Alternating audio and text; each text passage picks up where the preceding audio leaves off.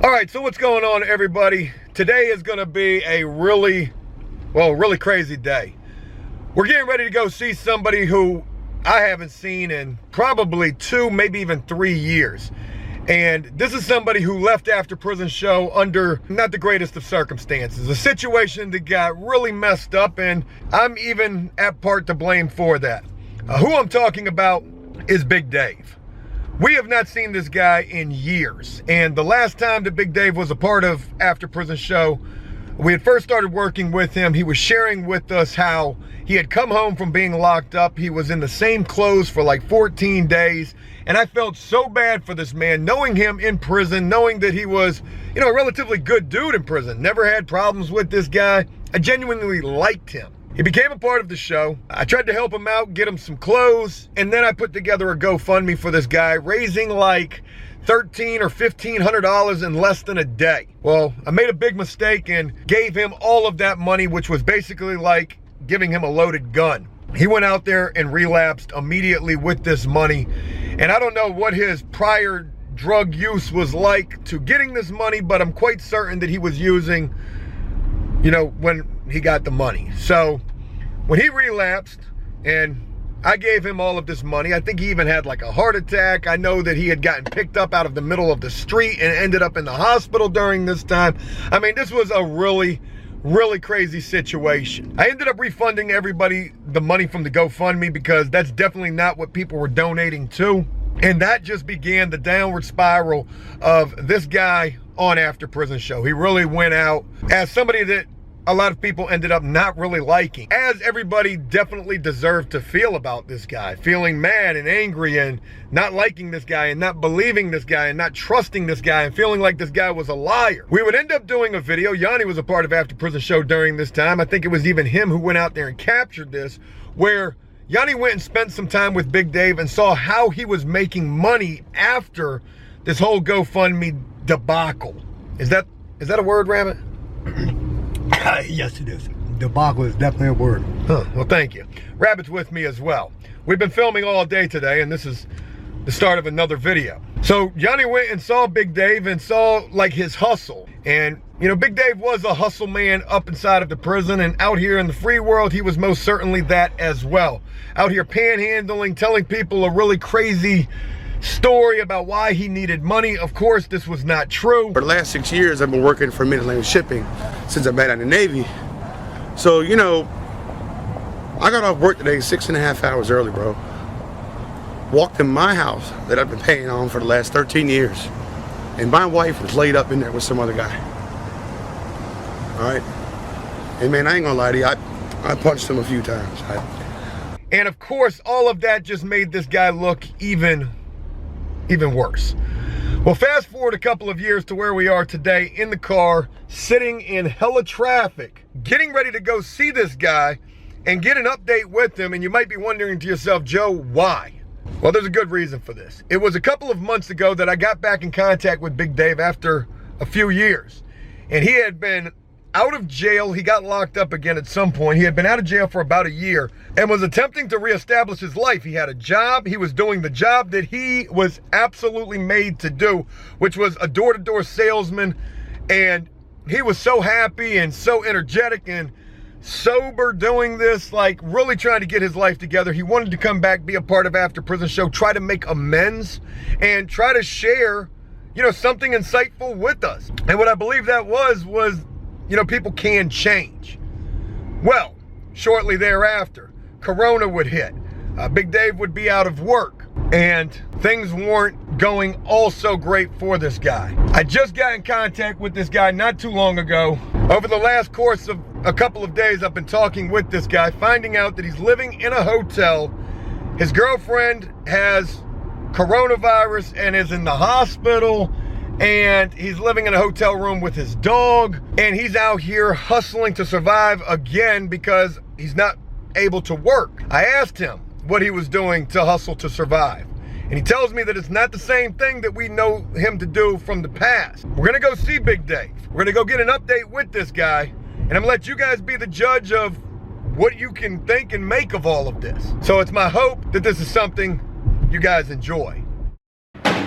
So we just got up here with Big Dave, and we're in the hotel that he's living in, which is very surprising because it's huge. This thing is like an apartment.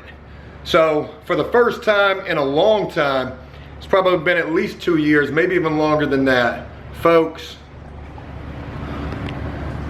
the man, the myth, the legend himself, Big Dave. Hey guys, how you doing, man? It's Big Dave.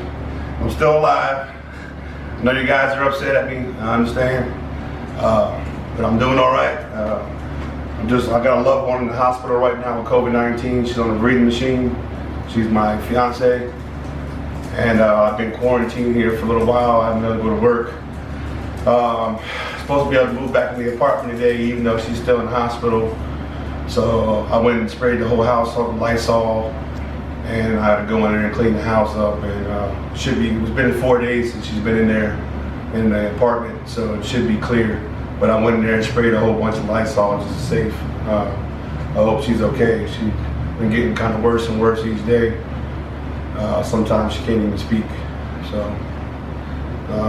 then on top of that, I was unemployed here for the last 2.5 weeks. This will be my 3rd week, so it's been tough. But I got a dog now. Come here, Smokey. Come here, baby. Come here. Come here, baby. This is my new baby, Smokey. My dog. Hey. Look at this cutie right here. Yeah, he's 4 years old. I got him for $100 from a lady. She was a nurse working 12 and 13-hour shifts. She had 3 dogs, couldn't take care of them, so I got him, and we've been in love ever since. Well, first thing that I want to say is, you know, it's good to see you. I haven't seen you in a long time. Me and you had been speaking a little bit a few months ago, hearing about the fact that you had a job. Yeah. The job that you were doing is what I consider like the ultimate job for you. You were doing door-to-door sales. Yeah. You were doing really good with that, thriving with that work. Yeah, I became one of the top guys in the company within weeks. On my third week with the company, I broke a company record with 21 leads in 1 week. This is a company that does 50 leads a month. And you were doing? I did the whole company itself together. I went in on my 3rd week and got 21 leads. My 3rd week, then COVID hit, and sales dropped. They're just now starting to pick back up. But I've been quarantined for a little over 10 days. So thank God my test came back negative. So I'm clear to go back to work either end of this week or beginning of next week. And going back to the door-to-door sales. Yeah, going back. So I sell solar power panels, windows, roofing, siding, and trim. Well, like I said when I got over here, I mean, this is a huge apartment. That's what it looks like. It basically is. There's a huge hotel room, and yeah. It's a little messy, guys. I've been packing up all my stuff today. A little messy, but yeah, it's a kitchen, stove. I mean, this is a damn efficiency right here. Yeah, it's pretty big. So I'm in the process of packing the rest of this stuff up. And how long have you been living here? Almost 3 weeks. Yeah. I'm trying to get it together now. Getting ready to go back to the apartment. Clean it up. So got a lot ahead of me. It's been a busy day, and today's my birthday. It's your birthday. Yeah, so I got my phone cut back on today. I had to pay another $70 just to keep this room for another day because I couldn't check out by 11. It's been tough, man. It's been tough. Like I said, I appreciate your willingness to allow me to come out here and see you. Obviously, when you left from After Prison Show with us featuring you, you know, things were definitely not good for you. It was definitely a bad situation the way that you left. You were dealing with a lot of things. Yeah. But like I said when I first started speaking with you again a couple of months ago, at this point, Dave, that's water under the bridge. When I reconnected with you and heard that you were attempting to do better for yourself and were excited and motivated to do better for yourself, that right there meant more to me than anything. That's great. I know there's going to be people who see this who probably got things to say about you. Some people may not even remember you from the past. Mm-hmm. I'm going to include a little bit at the beginning of this, like a little recap of some of the things that were from the first time when we were featuring you from those years ago, just to give people a sense of, you know, the story that you shared with us and you were willing to share. But what's important now is where you are right now. Right. Absolutely. Well, you know, I'm not in a much better place right now, but I'm doing a lot better than I was. Right. It definitely takes a lot of effort. Staying sober ain't been easy either. You know, I got drunk, smoked a little bit of weed here and there a couple times. Right now, I barely just, you know, all my money goes to living. Thank goodness for restoring headlights on the side. I was able to make money to be able to survive. I knew I couldn't let me and my dog be on the street, so every day I went out and made it happen. And you know, that was something that I mentioned coming over here with a little bit of an intro that I filmed to this. You know, you're a hustle man, so you're gonna find a way to make it. In the past, you know, as bad as it was the panhandling that you did. Yeah. And you shared that with us. You shared with us the story that you would tell people in an effort to get money.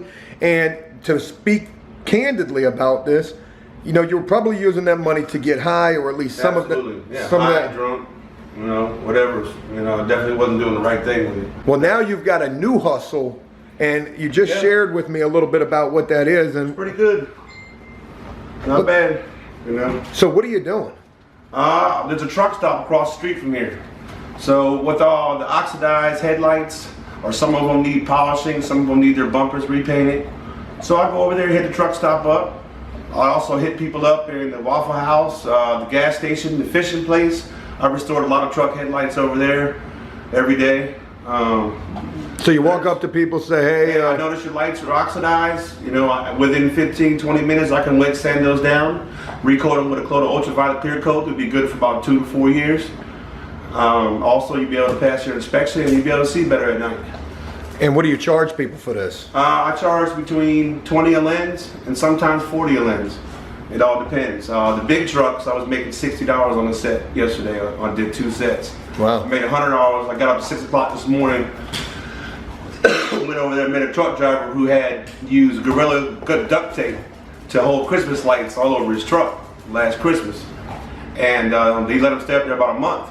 Well, when he unstuck the lights off his you know, his big rig, it left glue stickers all over his whole truck.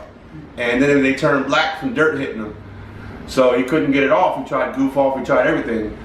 So after I did his headlights, I said, well look, let me go back to the room and I'll get to my Wi-Fi, because my phone wasn't on yesterday. And I said, let me Google. So I watched 3 Google videos. So I watched this guy who installs windows on cars. So, you know, every time someone's car windows breaks, they got to duct tape usually, like, you know, a bag or whatever over the window until they get the window fixed. So anyway, this guy in particular had came into a lot of contact with cars that have, you know, baked in duct tape stuck on the car paint, and what you could use to get it off. And I found something that worked, and I went over there and tried it this morning. Sure enough, I got all that shit off his truck. Took me about from 6 to about almost 9 o'clock this morning to get it done. He gave me $100. Well, hell yeah, man. Yeah. And do you have like supplies that you take with you? I got a whole basket. I got some more stuff at the house. But some of my wet sand and stuff is here. I ordered it all online. This is just some of it. My drills and some of my polishing pads are at the apartment already. So anyway, what you do, these are different grit sandpapers for restoring lenses on vehicles. So you start off with your 1000 grit. If it's really bad, like real yellow, you gotta use 800. Go to 1000, 1500, all the way to 3000. When you get finished doing your 3000, then you put an ultraviolet coat, clear coat over the top, and it comes out like new, totally restored. So a lot of people out there with yellow oxidized headlights, and it doesn't take that long, doesn't take a whole lot of work. So on a daily average, how many cars are you doing? On a daily average, about 3. But that's not bad. But I worked all the way until late last night. I made $100 and something bucks, and then I went out there at 6 o'clock this morning, did that guy's truck for another 100. So I had a really good day yesterday, and I worked early this morning too. And you're paying how much a week on this place? It's costing me a little over $400 right now. I could pay $350 up front. It's costing me a lot. Yeah. You know, of course, you know, eating food and stuff like that, you know, eating out. Junk food is kind of getting to me. You've gained a little bit of weight, Big Dave. You got even bigger. Yeah, I am. I'm even bigger. I'm up to 350. Good God. But you know what? You're looking healthy though. Yeah, I appreciate it, man. Look, you know, I want to talk about this too. You went out with some negativity surrounding what happened in the past. Absolutely. I imagine that, you know, just talk to me about how you feel about that situation. Well, you know, it's not easy to come back here on the After Prison Show and do this video. You know, I know I left a really bad taste in the viewer's mouth. A lot of people out there supported me to do a good thing, and I f***ed it up, and I did. But I'm bad enough to stand here in front of y'all today and say, look, you know, I'm sorry.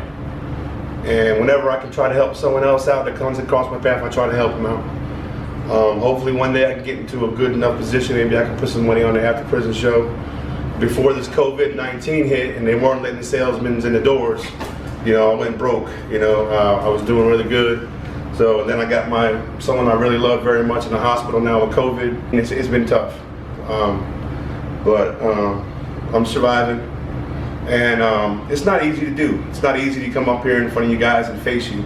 But I feel like I'll be more of a man to face you viewers, to face you guys who supported me, to face some of y'all that remember me, so that, you know, I own up to what I did. I own up that I was wrong. I own up that I let a lot of people down that were just trying to help me out. And I understand that. And I'm man enough to sit here and take whatever criticism I get that comes with it. I'm not running from the camera. I'm not running from facing Joe. I'm not running from facing the show. I own up to my behavior. I know what I did wrong, and I'll take whatever criticism comes with it because I deserve it. Well, I think above all, and I hope that I speak for a lot of people who watch this, you know, I'm just happy to see that you're still trying. I spoke with you just yesterday or the day before that, and you were so depressed with the situation. Yeah. And to think about the fact that when me and you reconnected, you were so motivated. And then things happened beyond everybody's control with this pandemic. And here you are, you know, you're not in a horrible situation by no stretch. It might be a little dirty. I was outside in the heat walking the dog, and that's why I'm sweating. Rabbit, what you think about all of this? I think the man seems extremely sincere, and that I think everybody deserves another chance. My 5th second chance. Look, I want to say this as well too. You know, you had mentioned if you can help somebody out, you want to be able to help somebody out. Absolutely, man. You're helping somebody out right now, as a matter of fact. Actually, yes. I met this fella here, John, and you know, if I can help someone out, I can. You know what I mean? So he definitely helped me before, and I helped him. And it's nice to have company, and Smokey likes his company too. And he's a really good man. He's 75 years old. He can't move around too much, and he has to go to the Veterans Hospital a lot and get, you know, sometimes he's hospitalized for a period of time. But he's in transition himself, getting another place through the Veterans Administration, through the DAV, and he served the country. He's a veteran, but he's got a lot of medical and health issues. And he's a real good man. From the short period of time I've known him. You know, another thing that I want to mention is when we got over here, and you had told me about this prior, you know, you've obtained some transportation for yourself now. Yep. Oh, I know those type of keys. Yeah, I got a scooter now. You know, it ain't much. It's brand new. But I also spent over $600 in getting my license back too. DMV in Maryland and New Jersey are still closed. I paid $200 here in Virginia. I got an SR22. So it's all a matter of when the DMVs open up and connect. I'll be having a driver's license soon and getting the vehicle. So looking forward to that. I mean, but you ought to be proud of the fact that you've at least got some sort of transportation right now. Yeah, I am. I also spent $600 in building my credit with a credit building company. I got some secured credit cards coming in the mail. I've got some dispute claims in on a lot of things on like hospital bills, public records that can be taken off, get my credit limit back. I should have about $300,000 in credit here in the next 6 months. That's a hell of a lot of credit, Dave. Yeah. I don't even got no credit like that. Yeah, I should be up to a 750. And hopefully in about 6 months. If what they're saying is true, I paid $169 a month. Yeah, I don't know about that. They might be just blowing smoke up their ass, but if they get your credit restored to any degree, that's a good thing. And then I got these special credit cards that report to the credit bureau every week. So on a weekly basis, So every 7 days, they're gonna be reporting. All I do is make small purchases, and it's gonna show up like I'm making payments on a credit card. So, and then I got my Langley Federal account straight. I got my Navy Federal account back straight. Those are all back online. Ain't no money in the bank like talking about, but they're back in line. I got Langley Federal Credit Union, I got Navy Federal Credit Union. So. Is that your phone? That's his phone. Oh. Alarm. Is this your helmet for the moped? Yeah, it's my helmet. Y'all want to go outside and check out the scooter? Absolutely. Come on, let's go. Can't tell Rabbit nothing about no moped. Hell no.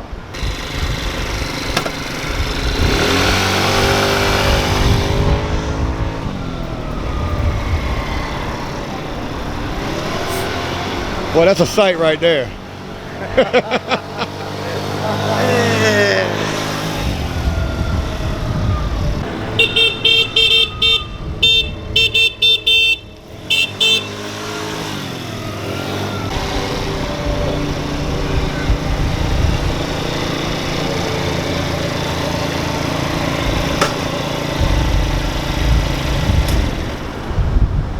Well, after prison show till we meet again.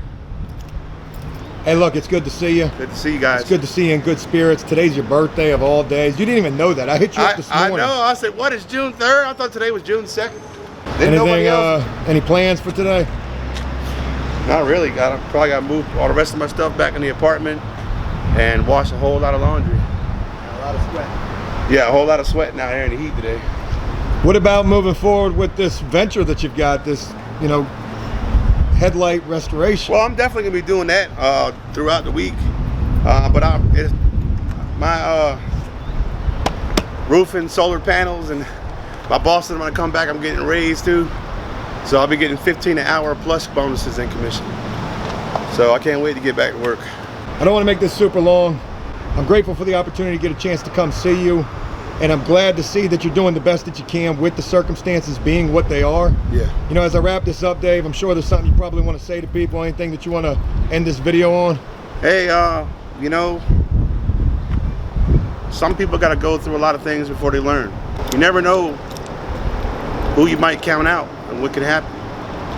Well, I know sometimes you got to cut people off because it's better for you. You got to protect yourself and your livelihood and your thing. Sometimes you got to cut people like me off. People like who are addicts, people who are in addiction, people who just ain't shit. Sometimes you got to cut them off to protect yourself. That's understandable. But it don't mean that it's over for them. It's not over till it's over. That don't mean you should let somebody in your life that's damaging you, stealing from you, hurting you, beating you, abusing you. Don't do that. Always protect yourself from people. Wish them the best. Sometimes you got to cut people off. Sometimes people need to be cut off in order to learn. Sometimes it takes no one for me to call. No one wants to talk to me. No one wants to deal with me anymore for make me to want to change. Sometimes you got to cut people off just so they can learn. So, but you never know, man. You never know. You guys just take care and remember, I'll never forget what you guys did for me. Thank you. Dave, look, I'd like to do an update with you, follow up in the near future, see how you're getting back to work, see how things are progressing for you. Sounds good. And I'll definitely look forward to trying to do that with you, man. Sounds good to me. Hell yeah. Hey, happy birthday. Thank you, man. 44. All right, so we're leaving from seeing Big Dave and didn't really spend a whole hell of a lot of time with him, but definitely feel like we addressed quite a bit pretty quickly. It's good to see the man's doing good. You know, he's not out here panhandling. He's out here trying to restore headlights, and that's pretty impressive. Yeah, and you know, I genuinely feel like he's doing good. You know, Genuinely. I genuinely feel like he's doing good. I mean, Well, you pronounce every syllable with that, so you know you mean it. yeah, I'm pretty sincere about it. I'm pretty sincere about that. I really do. I think he's doing okay, man. And you know, I mean, it's a long road, brother. I mean, we've all got a long road. You know, hell, I'm still reaching for the stars myself. So, Yeah. You know. Well, one thing that I want to say is, as we were wrapping it up with Big Dave, and he kept talking about you got to cut people off, you got to cut people off. You know, what I think he was trying to say right there was, you know, just because somebody's at the lowest point that they can be at doesn't mean that they can't rebound and make something of themselves. Here's a guy who had work, going door to door, doing sales. COVID hits. He got all screwed up with that. And he took the initiative to try to put together a hustle that wasn't just asking for money. He showed us his tools of the trade that he's using for those headlights. And I'm gonna have that guy restore the headlights on my truck because those are pretty fogged up and dingy as well. So we'll see what he's doing with that. I'm grateful to get this opportunity. I know a lot of people are gonna be apprehensive, probably not able to take this guy at face value. Me, on the other hand, I want to give him the benefit of the doubt. He didn't ask us for anything. He doesn't want anything. He knows he can't ask us for anything. But I still gave him a couple of dollars, $60, just for, well, the fact that it's his birthday. He didn't even know it was his birthday when I hit him up this morning telling him happy birthday. I had seen a Facebook notification saying that today was his birthday. I might be the only person that tells him that. And I'm not looking for you guys to feel sorry, and Rabbit did as well. I'm not looking for you guys to feel sorry for this man. He probably doesn't deserve the sympathy. But you know what? He's given himself a second chance, and I hope that's truly what he's doing. We're gonna bring another update, a continuation of what's up with him in the near future, and hopefully time will tell. They say time heals all wounds. So maybe in Big Dave's case, maybe that can be possible. I've already brushed the situation under the bridge, water under the bridge in terms of what happened in the past, and all we can concern ourselves with is what's going on here now today. Good piece? Excellent piece, Joe. You know, you could have been a great philosopher. Well, thank you, Rabbit. It truly means a lot coming from you. Hold in that laugh. Hold in the laugh. I gotta wrap the video up. Okay. You're making me feel like you didn't even mean that. I meant from the bottom of my heart, John. Come on, man. What do I feel like you're lying to me?